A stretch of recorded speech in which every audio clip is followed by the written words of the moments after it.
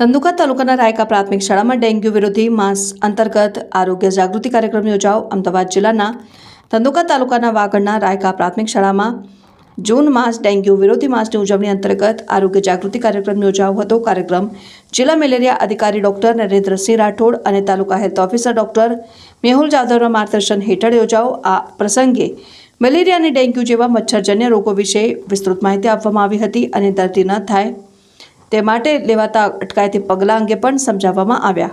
કાર્યક્રમમાં taluka supervisor Kotelia Shrimali, incharge supervisor Jagubhai Sapara, આરોગ્ય કર્મચારી ગિરીશ સોલંકી, કિશોરભાઈ મીઠાપરા, કિશન ગમારા અને શાળાના આચાર્ય ધર્મેન્દ્રભાઈ માત્રોલા અને શિક્ષક સ્ટાફની હાજરી રહી હતી।